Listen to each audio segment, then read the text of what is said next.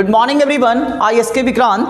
आज की इस वीडियो में मैं आप लोगों को आर्टिकल के बारे में बताने आया हूं कि ओवरऑल पूरे आर्टिकल में क्या पढ़ा जाता है और आर्टिकल को पढ़ने से सेंटेंस में क्या मीनिंग निकलेगी और सेंटेंस को अगर एक्सप्रेस करना चाहते हैं और उसमें शुद्ध रूप से आर्टिकल का यूज करना चाहते हैं, सही फॉर्मेशन उसका क्या होगा, सही यूज क्या होगा। देखिए छोटा सा क्लिप में आपको पता चल जाएगा। मीनिंग को समझने का बस आप कोशिश कीजिएगा। देखिए सबसे पहले हम बताते हैं कि आर्टिकल को ए एंड द कहा जाता है, यानी ए एंड द जो है उसको आर्टिकल के नाम से जाना जाता है। यह आर्टिकल जो है उसे एडजेक्टिव कहा जाता है और डिटरमिनर भी कहा जाता है। एडजेक्टिव इसलिए कहा जाता है क्योंकि ये नाउन को फॉलो करता है। डिटरमिनर इसलिए कहा जाता है कि अगर आर्टिकल आ गया है तो नाउन निश्चित आएगा। No noun no article. अगर कोई सेंटेंस को आप लिखते हैं और उसमें आपको नाउन मिल गया है तभी आर्टिकल आएगा। अगर नाउन नहीं है सेंटेंस में तो आर्टिकल का प्रयोग नहीं किया जाता है। तो याद रखने की तरीका है no noun no article. Noun नहीं तो आर्टिकल नहीं। लेकिन अगर नाउन नहीं है तो एडजेक्टिव तो हम लगा सकते हैं, क्योंकि आप जैसे बोलते हैं he is a smart boy, तो ए के बाद स्मार्ट बोलें अ बॉय, तो बॉय वहाँ पर नाउन है। लेकिन हम ऐसे भी तो बोल सकते हैं Ram is intelligent. Ram is intelligent भी बोल देंगे तो सेंटेंस गलत थोड़ी ना हो जाएगा। तो वहाँ पर इंटेलिजेंट जो है वो अपने बाद तो नाउन नहीं लिया। तो एडजेक्टिव का हम यूज कर सकते हैं, लेकिन डिटरमिनर के कंडीशन में अगर आप आर्टिकल लगाए हो तो निश्चित रूप से उसके बाद में किसी न किसी प्रकार का नाउन आपको चाहिए ही चाहिए। तो समझते हैं इस बात को कि डिटरमिनर आर्टिकल जो है उसको दो ग्रुप में रख दिया गया। एक ए और एन का ग्रुप है और दूसरा द का ग्रुप है। जो ए और एन का ग्रुप है उसे इंडेफिनिट कहा जाता है। इंडेफिनिट का मतलब यह हुआ कि ये वैसे नाउन के पहले लगाया जाता है जिसके बारे में स्पीकर या जो लिख रहा है, लिखने वाला या स्पीकर दोनों जो है उसके बारे में कुछ नहीं जानता है, अनसर्टेन है। अननोन नाउन के लिए हम ए और एन का प्रयोग करते हैं किसी भी सेंटेंस में। लेकिन अगर आप जानते हैं, जिस पर्सन के लिए सेंटेंस में बात कर रहे हैं उस पर्सन को आप जानते हैं, तो सेंटेंस की फॉर्मेशन से यह पता चल रही है कि वो सर्टेन है, तो सर्टेन के कंडीशन में डेफिनिट माना जाता है और उस कंडीशन में आर्टिकल द की प्रयोग की जाती है।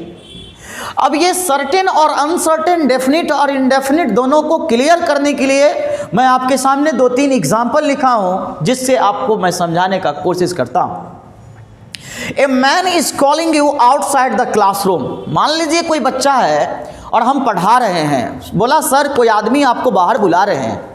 अब बच्चा वो जानता कि वो आदमी कौन है तो नाम लेकर बुलाता। वो नहीं जानता है कि वो आदमी कौन है तो अनसर्टेन हो गया, इंडेफिनिट हो गया। तो जब भी कोई नाउन अनसर्टेन और इंडेफिनिट हो जाए तो उस कंडीशन में हम आर्टिकल ए का प्रयोग करते हैं। A man is calling you outside the classroom. ये सेंटेंस क्लियर हो गया कि कोई व्यक्ति है, जो व्यक्ति है उस व्यक्ति को हम नहीं जानते हैं। जो स्पीकर हमको बोला कि सर कोई आपको बाहर बुला रहा है वो उसको नहीं जानता है। दूसरे सेंटेंस में देखिए क्या लिखा हुआ है, I know the man who has given me a pen. अगर कोई व्यक्ति आपको कलम दिया है तो क्या वो व्यक्ति को नहीं जानते हैं? आप जानते हैं। वो सर्टेन हो गया क्योंकि आपको जो मदद किया है, जो कलम दिया है, वो आपके लिए कोई आदमी नहीं, एक खास आदमी है जिससे आप कलम लिए। आपको फिर खोज कर उसे लौटाना भी पड़ेगा क्योंकि वो सर्टेन हो गया है, आपका मदद किया, पहले से उससे मिले हुए हैं, तो आई नो द मैन हो गया। यहां पर डेफिनेट सेंस को इंडिकेट करने के लिए ए मैन नहीं लिखकर द मैन लिखे हैं। तो देखिए यहां ए मैन लिखा गया, यहां द मैन, दोनों सेंटेंस का अलग अलग मतलब है। अब उसके बाद में देखिए क्या लिखा हुआ है, Sonia called a boy. Sonia कोई लड़का को बुलाई।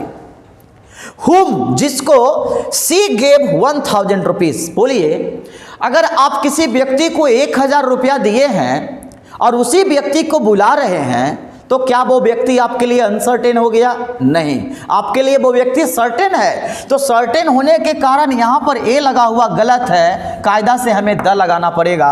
अब सेंटेंस बनेगा, सोनिया कॉल्ड द बॉय हुम सी गेव 1000 रुपीज।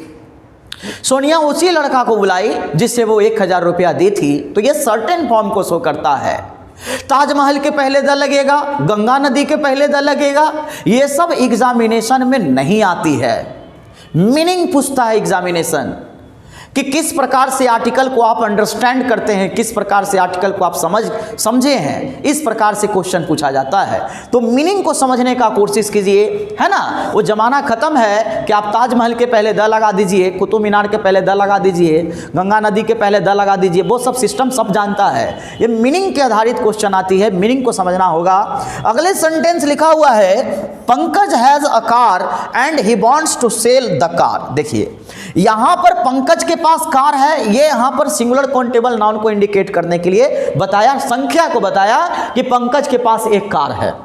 यहां तक तो ठीक है। He wants to sell the car, अब उसी कार को बेचना चाहता है जो उसके पास है, तो वो कार उसके लिए तो डेफिनेट हो गया। तो यहां पर द लगा हुआ कंप्लीट सेंटेंस को दे रहा है। तो आप देखिए, मैं तो 2 ही फ्रेम बनाकर आपको बताया हूं और आर्टिकल से संबंधित आपको प्रॉब्लम नहीं होगी अगर आप मीनिंग समझ चुके होंगे तो। नहीं तो बहुत सारे नियम हैं, आप रटते रहिए, समझते रहिए, नोट्स तैयार करते रहिए, ये आपकी मर्जी है। लेकिन अगर मीनिंग को 1 बार 2 बार वीडियो को मेरा देखकर समझ जाइएगा तो आपको आर्टिकल से संबंधित प्रॉब्लम नहीं होगी। ये हम विश्वास मेरे ऊपर है, मेरा विश्वास है कि आपको दिक्कत नहीं होगी, क्योंकि मेरा कंटेंट इस प्रकार का है। धन्यवाद। मेरे चैनल को सब्सक्राइब कीजिए। धन्यवाद।